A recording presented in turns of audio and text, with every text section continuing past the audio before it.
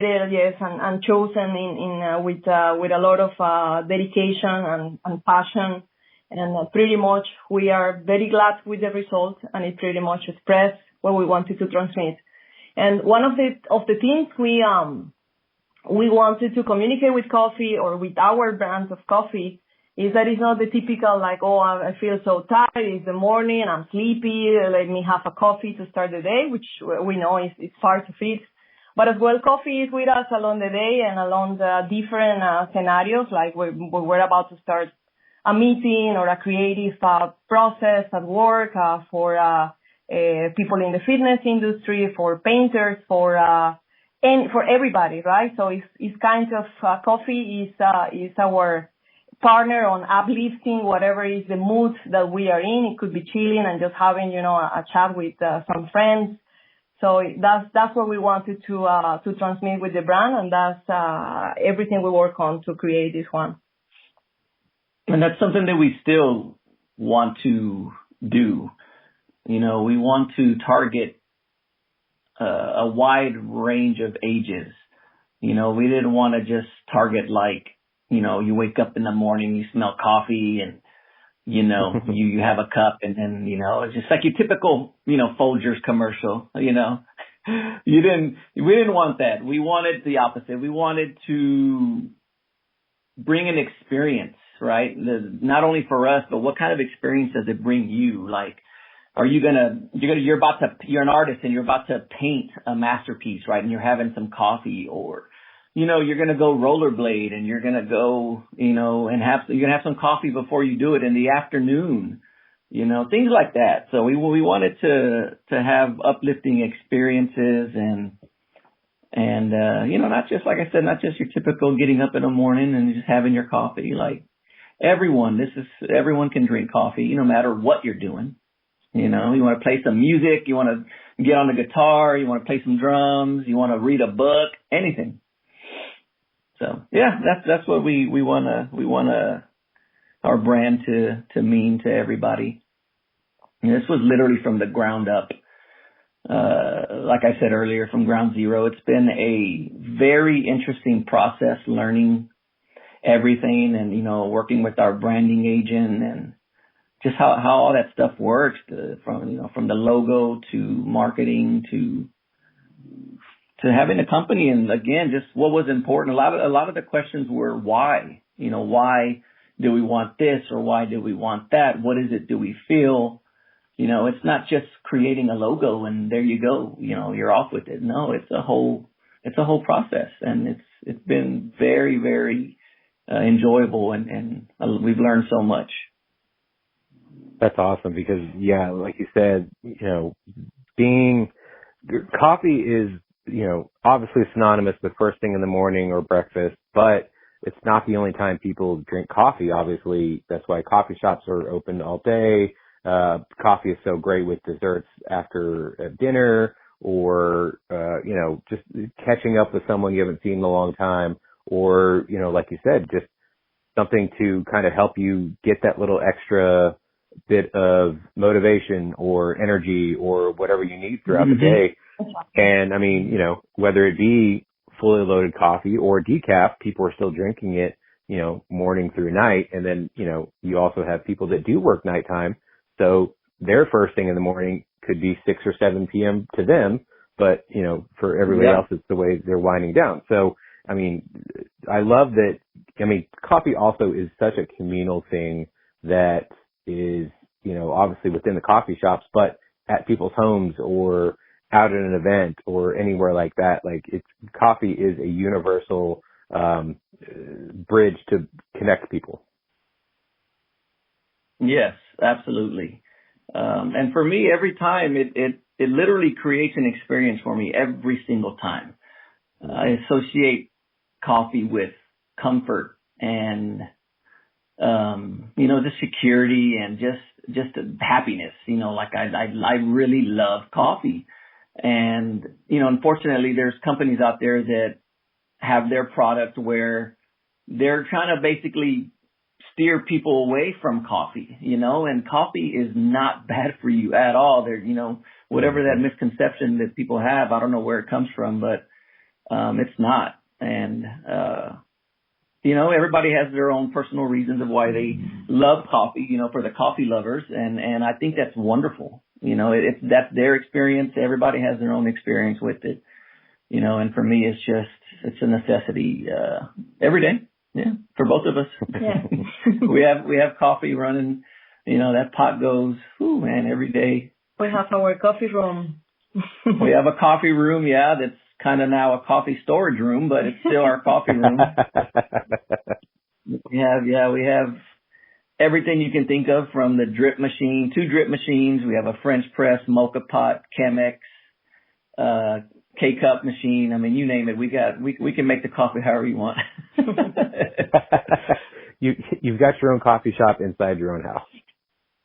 Yeah. Yes. Yeah. And people always ask us to, like, where's your coffee shop? I'm like, no, we don't have a brick and mortar. We're an online coffee store. But you can come and visit us. But yeah, maybe one day in the future, a coffee shop. But as of right now, it's not something that I'm interested in. But yeah, we have our online store. Honestly, I think that's the better way to go, because not only do you not have to worry about paying the rent, making sure the utilities are going through, employees, opening, closing, make sure, security, all that aspect, but it's all straight from you. Yeah, you obviously, like you said, have a little too much inventory at your house, but hopefully it gets to the point where, okay, we can afford to do this out of maybe a smaller warehouse or, anywhere else, so that you can continue to grow, but not feel like you're being smothered inside your own home by coffee beans. Right. Yes, I know. Yeah. No, and we do it that way as well, on purpose, right? We manage small batches to make sure that the coffee is very fresh. Like it has been recently roasted. We have whole beans or ground coffee, both options. But we prefer to go with small batches to make sure that it's as fresh as possible by the time our customers buy it, right? No, that's great, because it even shows there's more love inside the coffee, because again, you don't have a giant team of just people that you boss around to send out your orders. It's coming straight from y'all, and like you said, you're trying to make sure you get all the proper taste and everything done right, so that you can give out the best product to these people. It is, yeah, and so we love that small batch roasting, and it is hands-on for us. It definitely is, especially being a small business. Obviously our plan is to grow and expand and share our love and our passion, that we have, and we want to share that with everyone. So, but we're hands-on. I'm a delivery driver. I'm packing, shipping. I mean, you name it, we're doing it all. Designers, everything. We have learned so much. Oh, yeah, we've taken on so many hats. Laura's taken on graphic designer. She's taken on web designer. I've taken on, shipping and driving, and I've taken on, social media stuff. And I'm just, wow. I love this process. It has been a fantastic learning experience for us. And trying to identify as well what is the need, what our customers like better, and then adapting as well our products to those needs, right? To respond to what our customers are looking for. But it has been great. We're very, very happy with the entire journey. Yeah, for sure. So what have y'all learned the most throughout this journey? Because like you said, y'all had to, de facto start wearing all these different hats that you probably had never done before. And so you're learning even more about all this other aspect of running a business. What do y'all feel like y'all have learned the most through this process? I don't know. Might be different. I don't know if we have the same mentality, if we think the same. I think a lot of the learning process is details, little details, things that you don't know about. I mean, from LLC, to trademark, things related to trademark and coffee itself.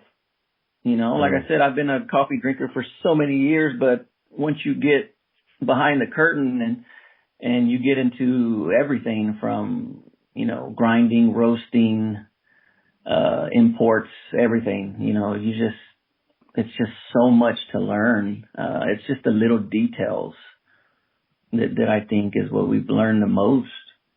Yes, I agree. And even on the shipping part, like which tools are available today in the market for small business, for entrepreneurs to start companies, to put together all the building blocks to be able to have an e-commerce, like to be able to sell online, has been as well a lot of learning. All the T's and C's on a website to sell your products. It's as Orlando was saying, it's a lot of little details that until you start and you have to do it and you start thinking, how do I do this? You don't realize of everything that is needed, right? Or even how to do the shipment, like all the different carriers that exist, UPS, FedEx, like how to manage the rates for small business with them. All of this we have been learning, and we keep learning, and I'm sure we're going to keep learning with all this time. I think that's the beauty of it is we learn and we do it, as opposed to saying, we've thought about many times, well, let's go hire this person to do this, or let's hire him to do that. And then at the end of the day, we're like, no, let's do it. And so I think that's been a lot of it, is us learning so many things to do for the company that we could have essentially sourced out, but we didn't. We didn't, and we grinded and we learned it, and we learned how to do a lot of things that, companies do. Yeah, I mean, especially if you're just an online business, you have to make sure that your presence is just as big as your company is, because there's obviously times that if you do have a brick and mortar, people could either walk by or drive by and like, oh, what's that? And then maybe pop in. But if you have to grab their attention off of anything else they're scrolling through on social media or wherever it may be. And, then obviously make yourself different from everybody else when it comes to who else is in the coffee world, and especially the online coffee world. So I imagine that's been quite an interesting process as well. And it's something we talked about before we got started was, how saturated is the coffee market, right? And it's highly saturated, but we thought at the same time, like, what isn't highly saturated, right? Like everything you can think of is highly saturated. So, but is that a reason to not do it? No, not at all. And I've had that mentality from the beginning. I don't care how saturated it is, we can succeed at this, and it's, like I said, it's just great, learning. And I never thought that we would have our own coffee brand. I never in a million years thought I would have my own coffee brand and selling something that I actually love and have a passion for. And although it may be saturated when you have a high quality product that you want to share with other people that may also need it, like in case of our low acid line, then it's worth doing it. Something else I wanted to mention is, yes, we are online. All our products are set on our website.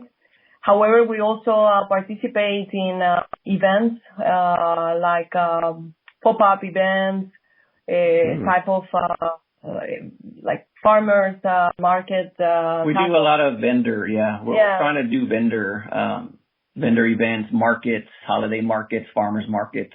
Yes, we have been in things like that. Yes, on like fitness or type of event. We participate in a CrossFit event, in a race on the Thanksgiving Day. So we like as well to show our brand, and we also have some brew coffee there, fresh brew coffee so people to try it. And it has been great as well to have the chance